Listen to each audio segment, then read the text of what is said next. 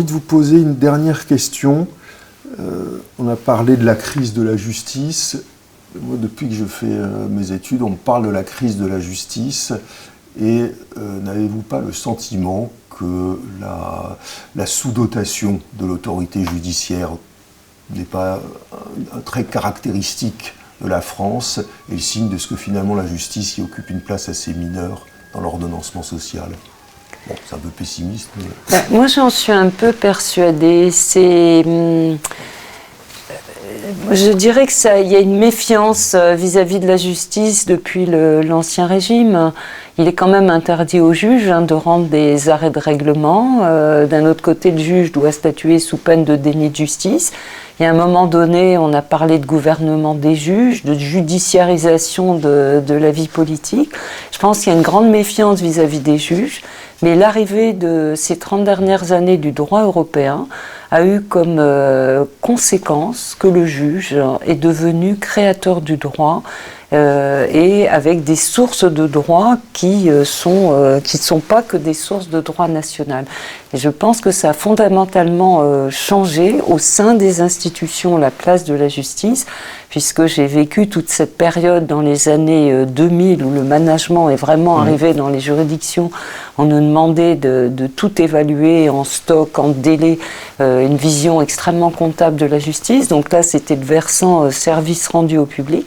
Et il y a tout un aspect qui est vraiment mis en exergue, soit dans le rapport du comité des États généraux, dans le rapport de la commission 2030, c'est que la justice, c'est aussi une autorité judiciaire. Et en tant qu'autorité judiciaire, elle participe de la démocratie parce qu'elle met en œuvre, elle garantit les droits fondamentaux.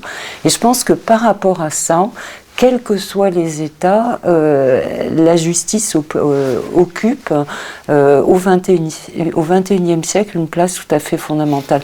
Vous n'avez qu'à regarder les réformes qui se passent dans un certain nombre de pays.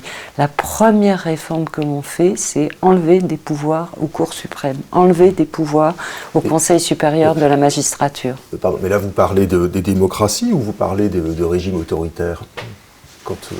Quand j'en parle, c'est les pays que j'évoque étaient considérés comme des démocraties. Et vous pensez que c'est la même chose en France ou Je ne le pense pas, mais je pense qu'il faut être extrêmement vigilant par rapport à ça, parce que le fait de sous-doter la justice, bon là ça a été compris, mais le fait de sous-doter la justice a une incidence sur la qualité de la justice rendue. Moi c'est une objection qu'on m'a fait en me disant, mais il y a 30 ans on disait déjà ça. Mais il y a 30 ans, les magistrats et les fonctionnaires de justice étaient extrêmement résilients.